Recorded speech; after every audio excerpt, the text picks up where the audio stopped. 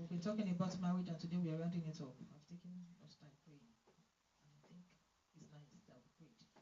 Hallelujah. We'll be rounding up marriage today by the grace of God. Hallelujah.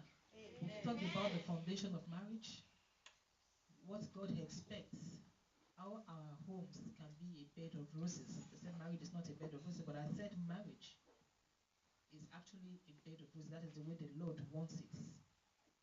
I've talked so much about the foundation, how it started, what God expects us to do, how God expects us to get our spouse, our better half, how God made Eve out of Adam, and how God actually gave Adam the responsibility of taking care and dressing the garden, which is the family.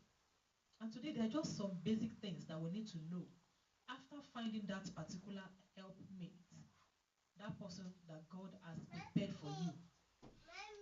After finding the person and you're now married, there are some basic things that we overlook but are so important to keep the home going.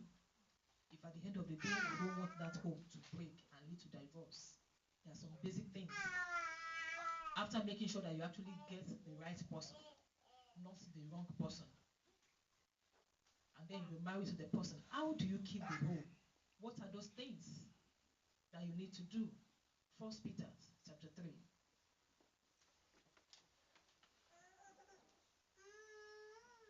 Basic essentials in marriage.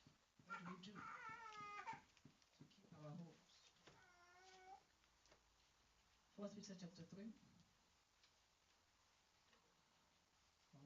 What does God actually expect? 1 Peter chapter 3, are we there? He said, in the same way, you wives must accept the authority of your husbands. Then, even if some refuse to obey the good news, he's talking about the husband, that if by venture you married to that person, maybe you've made your mistake by not getting your own Adam in the presence of God. Your Adam you received outside the presence of God, and the person is not a believer. This is what the Bible is talking about now. In the same way, you wives must accept the authority of your husbands. Then even if someone refuses to obey the good news, your godly lives will speak to them without any words. They will be won over by observing your pure and reverent lives. Wives, in the same way, be submissive to your husbands, so that if any of them do not believe the word, they may be won over without words by the behavior of your wives, of their wives. Likewise, you wives, be in subjection to your own husbands, that if any obey not the word, they also may without the word be won by the conversation of the wives, by the conversations of the wife, while they behold your chaste conversation coupled with fear. Hallelujah. When they see the purity and reverence of your lives, that's verse 2. By observing your pure and reverent lives. So wives, be submissive. The first one says subjection, another one says accept the authority, which means God has given the man the authority. Don't forget, it was Adam that was first created. And it was Adam that God gave the responsibility of taking care of the garden. Eve was made from Adam. And I want us to also realize, men, that you were having 7 ribs. You had 7 ribs. And God took one. With one, he made Eve. And you still have 6 left in you. If God wanted to make 5 Eves out of you, he could have done it. If he wanted 3 Eves, he could have done it. But he did what? He made only 1 Eve. Despite the fact that he knows that you have 7 Eves in you. He took only 1. So don't create more Eves for yourself. The more Eves you create for yourself, the more troubles you create for yourself. When you create more Eves for yourself, you create more troubles for yourself. God made 1 Adam, 1 Eve. He did not make 1 Adam, 2 Eves. He said, I'm going to make him a helpmate, a companion for him, 1 companion for him. So don't create more Eves for yourself, because at the end of the day, when you create so many Eves in your heart, or you create them even in reality, one of the Eves will eventually come and poison you or kill you when the trouble is too much and you cannot control them. Don't create Eves for yourself. When Sarah pushed Abraham into sleeping with Hagar, at the end of the day, she could not stand it. And she had to tell Abraham, let this woman go. And when Abraham went back to God, God said, yes, she has to go. That Hagar must go. So if you have Hagar in your life right now, your Hagar has to leave. I'm talking to men. I'm talking to the Abrahams in the house. If you have Hagar in the house, no matter how many Ishmael the Hagar has for you, they have to go. It was cruel for Ishmael, an innocent child, to go out of the house into the wilderness, not knowing anything that happened. But God knew that Ishmael and Hagar needs to leave that house for the promise to be fulfilled. For Abraham and Sarah to have the promised child Isaac. So if you have Hagars, no matter how many Hagars you have kept somewhere, hiding them somewhere, didn't bring them to the house, because men are fond of hiding them somewhere, and you go and go and tell the Hagar that you need to go. Forget about the fact that you are the head of the home. Go and tell the Hagar and the Ishmael to leave. They cannot stay. They cannot stay. So we go back to what we're talking about. We said, wives, be submissive. He said, accept the authority of your husband. Be submissive. Accept the authority of your husbands. Then, even if some refuse to obey the good news, through your ways, through your submission, he will look at you and say, indeed, if this is what the good news is all about, then I'm ready to accept this good news.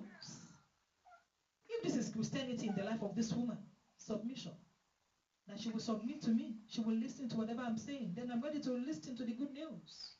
I'm ready to obey. I'm ready to be a Christian. I'm ready to go with her to that church. I'm ready to serve that God that she's serving.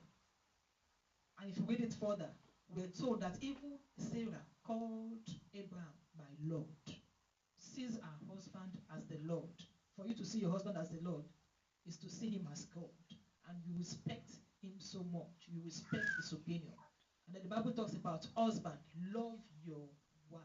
Treat your wife with honor and respect. But know those two things, submission and love, that is what God talks about in marriage, for you to sustain the home. But there are some nuggets that are around it that should keep the home, that will keep the home. And if you don't have this thing, it's just a matter of time. The home will definitely collapse if you don't have this nuggets. Because something leads to love, something leads to submission. And these are the things that leads to love, that leads to submission, or that increases love and also brings submission from the side of the wife. But these are things that we also overlook. They are just basic elements that we need.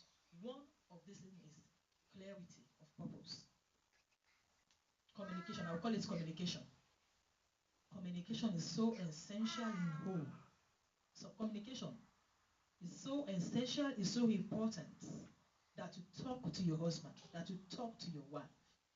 That is why the Bible says, God said, I'm going to give you a companion, somebody that you can relate with, somebody that you can talk to, somebody that you can converse with, somebody that you can ask questions, somebody that you can always discuss issues with. That is a companion, that is a friend. So communication is so important in homes. There are some homes that the husband and the wife, they don't talk. When I say talk, I don't mean when you see yourself in the morning, you say good morning, and then what do you want to eat, and the rest of it. Real talk. You sit down. You know the mind of the husband through communication. You know the heart of your wife. You know what he's about to do. And you take decisions together. Sometimes the men, they might not really want the consent. They might not really ask for the consent of a wife, of a woman, when taking decisions. But knowledge, letting the woman know what you want to do is essential. It's very important. And communication breakdown in home can eventually break the home. Because communication, even in an organization, is so important. When communication starts from the sender of the message until it gets to the recipient, to the receiver of the message, and the person actually understands it, you cannot get an accurate feedback. When you are speaking a language that I don't understand, you cannot get feedback from me. I will just be looking at you because I'm in Nigeria. If you are speaking Malawi, you're speaking Zimbabwe, I don't understand. I will be looking at you. You have not communicated. Do you understand what I'm saying? So communication is so essential in home. Make sure you talk. It has destroyed so many homes. Why? Because at the end of the day, you see the woman doing something outside the man.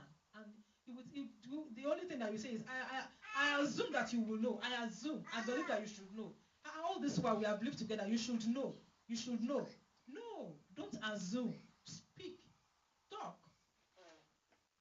Whatever you need to do, let her know. Let him know that this is what I'm about doing. What do you think about it? Let's discuss it. If at the end of the day you don't even get the consent of your spouse, of the other party, make sure you communicate the issue. Make sure that the information is not coming from outside, because it eventually breaks the home. When that information keeps coming from outside, that the husband will say, and somebody will say, this is what you are. Is it my wife? And you don't even know what to say. Oh, my husband, you don't even know what to say. At the end of the day, it leads to what? It leads to you just become angry unnecessarily. So make sure you communicate your intentions. Make sure you bring out your own opinion. Make sure you discuss. You talk at length. Talk about the relevant things. Talk about the irrelevant things. Because out of those irrelevant things, you bring out the relevant things. Talk about anything, about